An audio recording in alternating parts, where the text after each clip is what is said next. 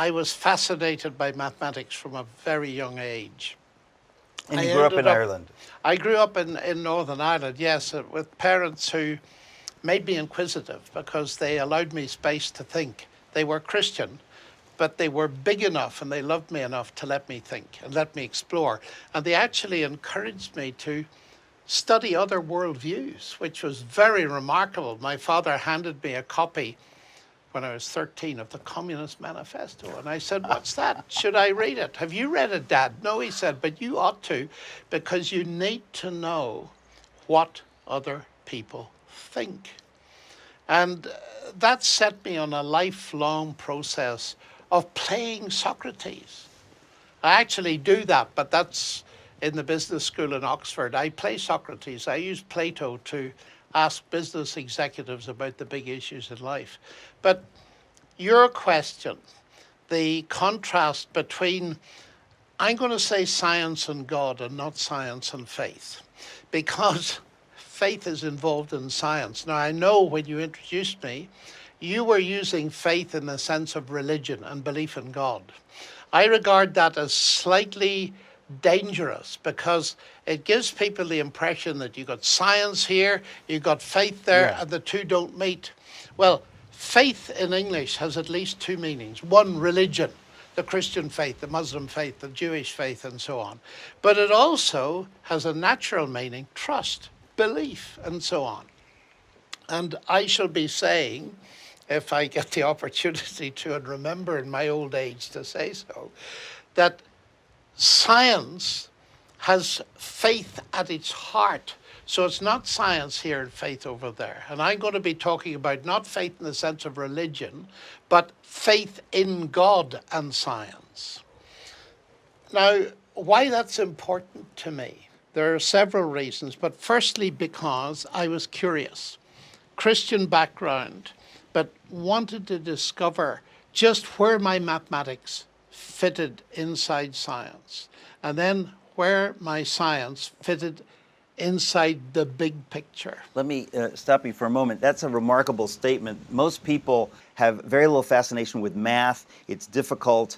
So the idea that you were fascinated by math and wanted to pursue math is something. But what was it that made you want to fit math into science? I mean, because I would guess that most mathematicians don't leap into the world of science. You've leapt rather fully into that world, and you've not left your math behind. But what was it that pushed you to be inquisitive about science from the position of a mathematician? Well, I think it involves Christianity in a very profound way, because I hadn't been studying mathematics long. Now, I'm talking about being a teenager now, long before I got to Cambridge. I'm a teenager and I'm reading, and I discover statements like Kepler's statements that God has revealed to us the secrets of the universe, something like that, in the language of mathematics.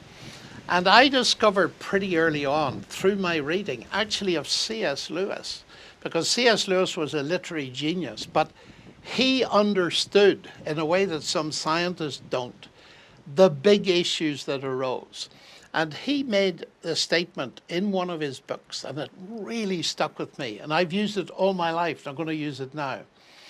He looks back at the origin of modern science. It arose in the 16th and 17th centuries with people like Galileo, Kepler, and Newton. Let's just stick with those three. And he makes the point that people have observed, and many books have been written about them, that they were all believers in God.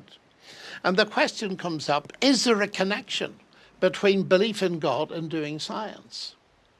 And the answer is, and it still is today, given by most people with nuances, that there's a very profound connection. Lewis put it, as usual, brilliantly. He said men became scientific. Why? Because they expected law in nature. And they expected law in nature because they believed in a lawgiver. And when I discovered that, I thought, this is wonderful, because it's telling me that far from their belief in God hindering their science. It was their belief in God that drove their science. It was the motor that drove it, which is why I find your question, which is right at the heart of our, particularly our Western culture today, it's ironic that today people are saying science and God are incompatible when the very people they depended on, the real geniuses of science, all believed in God. And so they didn't see any inconsistency. Now, I learned that pretty young. And what it narrows down to is the very interesting fact that mathematics works.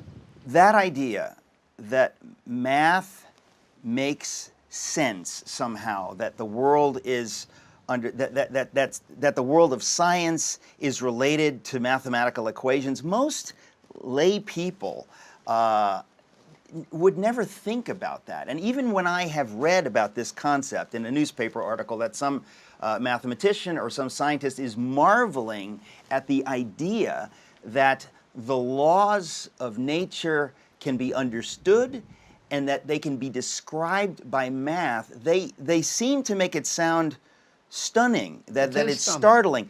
But to lay people, it's almost as though we don't understand why it's stunning. In other words, maybe we associate math and science in such a way that we think, well, of course it's got to be that way. That's right, that's right. But it took a really great mind to see it was stunning. Einstein. Albert Einstein said the only incomprehensible thing about the universe is that it's comprehensible. And he was clever enough to see there was an issue. Eugen Wigner, who also with Einstein won a Nobel Prize for Physics, he wrote a paper which is much loved by mathematicians in 1961, and he called it The Unreasonable Effectiveness of Mathematics. The unreasonable Yes, effectiveness. now that's very interesting. Yes. In other words, you shouldn't expect mathematics to work. Now, Richard Feynman, the great American Nobel Prize-winning physicist, said the same thing. It's just stunning that it actually works. Here is somebody, and she's a mathematician, and she's thinking in here about the universe out there, and she comes up with equations, and they describe what's out there. I mean, how does that possibly work in such a way that it gives us power over these things? Newton, law of gravity and his laws of motion alone, without even Einstein's corrections, can help us send a person to the moon. How does that actually work? Now, what interested me, and this is a bit later on at university, I read Wigner's paper. I've read it several times. So Wigner wrote the paper as late as 61, you said? Yes, the unreasonable effectiveness. And I said, what do you mean unreasonable? What is the worldview that's driving that verdict? And that opened a whole world to me that wasn't apparent in terms of its significance until the last 10 years or so, when I saw how powerful it is. Because one of the things now that I say to people is my main reason for not being an atheist as a scientist is not that I'm a Christian. It's because I can do science. Because the only thing that makes reasonable the effectiveness of mathematics is my faith in God. That's a very radical statement. It's a very radical statement. One almost never hears that statement, even from people speaking on the very subject on which we're speaking. That you're saying that not only are science and God compatible, you're saying, no, in a way that's wrong. They're not merely compatible. Science drives you to believe in God. That's right. Let me make it even more provocative, because I can tell that you're quite a provocative guy and I like it. You see, let me put it this way. I think, and I believe there's evidence for the fact that faith in God and science sit very comfortably, as they did in the minds of Galileo, Kepler, and Newton. What doesn't fit together is science and atheism. I think that atheism undermines science for a reason that is connected with the effectiveness of mathematics. So we should properly be challenging atheists far more than they challenge people of faith. Well, that's right. And I can unpack that a little bit, Yeah. if you like, Yeah. because it is a major argument these days. You see, we have this trust as scientists, as mathematicians, in human reason. We rely on our human reason to get to our conclusions. Now, in the 1940s, C.S. Lewis was writing about this, and I think people didn't really grasp what he was saying. What he was saying is this. He said, any theory of mind that undermines the validity of human reason cannot be true because you reach that theory by reasoning. Okay. Okay. Again, this is another Yes. heavy one. I want to pause. Yes, it's beautiful. These are big ideas, but they're very, very important ideas. He phrased it in such a way, Lewis did, at some point, I can't remember the exact quote, but he says, if the universe made no sense, or if the universe were absurd, if the universe made no sense, we should never have discovered that. We never would be able to discover that. That is part of it. That goes down to the root of it. And the reason for it, and he put it brilliantly, but it wasn't in the center of the big debate, not to the extent it is today. Because what's happened in the last 4 or 5 years is that a very prominent atheist is beginning to use Lewis's arguments. And that has changed the balance completely. And who is that? It's Thomas Nagel. In New York City. In New York City, NYU. that's right. That's right. But if you like, I'll backtrack a bit so that we can unpack this so that it makes a kind of sense. Yeah. Lewis is suggesting that if you undermine the validity of reason, your theory's wrong. Now, I'm suggesting that that's why Wigner said mathematics is unreasonably effective, because his worldview, which was atheistic, followed to its logical conclusion, actually destroys rational thought. Yes. Now, let me put it in the form of a discussion I frequently have. I tease people, my fellow colleagues. They like being teased, you see. And I say to them, tell me what you do science with. And of course, if they're in the physical sciences, they'll tell me about some very expensive piece of equipment. They've got $1 billion. I said, no, I don't mean that. I mean, oh, they say, you mean my, and they're about to say mind when they remember it's not politically correct to say mind. So they say, I had no idea things have gotten to the point where it's no longer politically correct to say mind. oh yes, you've got to say brain. The mind is the brain, because everything is physical, you see. Okay. Everything can be reduced to physics. I was going to say, let's make sure that that's clear to the audience. Yes. Because this is an amazing idea. The idea that the mind is not the same as the brain. The idea that if we were only moist robots, as somebody disgustingly put it. Yeah, computing meat. Computing meat. If that were the case, then in effect, anything like a computer ought to develop consciousness, but nothing that we ever know of except humans has consciousness. So the mind is separate from our mere brains, but it has gotten to the point, and I just wanted to annotate that or underscore that, that you're saying that in the world of science at Oxford, people are afraid to use the word mind because it implies that there's something beyond the physical material brain. Well, yes, that's right, but it's not all people. If we step back from this, let's put this in a bigger framework. What we're up against in the culture is the logical conclusion of a materialistic view of the universe. See, let's go back to Socrates and Plato, because that'll help make things clear. In the world of their time, about 300 BC or so, the Greeks were divided in their view of the big question. What is the nature of ultimate reality? Now, Socrates, Plato, and Aristotle all believed in the gods. They believed there was something more than the physical universe. But Democritus and Leucippus, who were geniuses because they developed the atomic theory, And the atomic theory is one of the most important things ever discovered. Richard Feynman actually made a very interesting statement.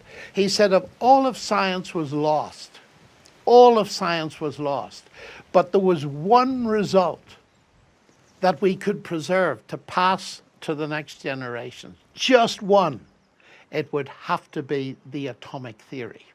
That everything is made of atoms. Now, atomos means indivisible. We know they're divisible, but the basic idea is there is stuff, very tiny stuff, and everything, but everything is made of that stuff. Now but I have to say, as proud as I am to be a Greek, the idea that someone in Greece in the 4th century, Democritus, came up with that idea, how in the world, without going into this too much, but how could they back then have come up with this idea? Well, by a brilliant piece of reasoning.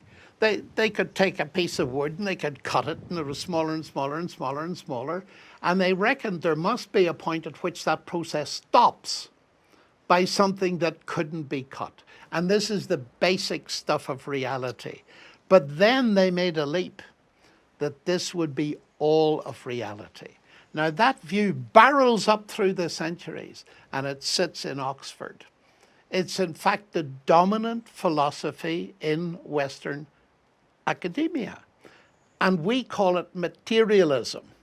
Now there's another version which we call naturalism. They're both atheistic. They both deny anything beyond, but some give a little bit more weight to the existence of mind that's independent of matter. Now, if you are a materialist, then you're going to say that when everything else is said, mind reduces to brain. That's all it is. Brain reduces to physics and chemistry, and all we are is physics and chemistry. Now, back to my little story, you see. Let's suppose that's true for a minute. And I say to my friends, tell me what you do science with. I do it with my brain. Tell me about your brain. I have great fun with this. I love it. Tell me about your brain. What is the brain? Give me the short story. Well, the short story is the brain is the end product of a mindless, unguided process. And I look at them and I smile. And I say this, and you trust it. You trust it. Now tell me honestly, and I let this sink in, if you knew that the computer you use in your laboratory or any of the instruments was the end product of a mindless, unguided process, would you trust it? I've never had the answer yes to that. No.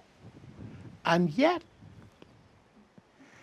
now I say, there's a problem there. Can you not see that you are using something that your theories, that is your philosophy, your worldview of what is ultimate reality, is destroying the very thing you want to trust? I regard that as totally inconsistent. Now, from where I sit, atoms aren't ultimate reality. Ultimate reality is God, who is mind. You've got it exactly the wrong way round. The fundamental stuff of the universe is not mass energy, it's spirit. God is spirit, he's not material. And therefore, I believe mathematics is very reasonably effective because mathematics, being a product of the human mind, is a reflection of the God in whose image we are made. And that is why science rocketed up in the 16th century, because that's exactly what Newton and company believed. If you think these conversations are valuable, would you do us a favor and please like this video and subscribe to this channel? When you do that, you help us get these conversations out to a wider audience by telling YouTube that people are interested in this. Also, you can go to SocratesInTheCity.com, sign up for our newsletter, and you can check back every week. There's new stuff here every week. Thank you for tuning in.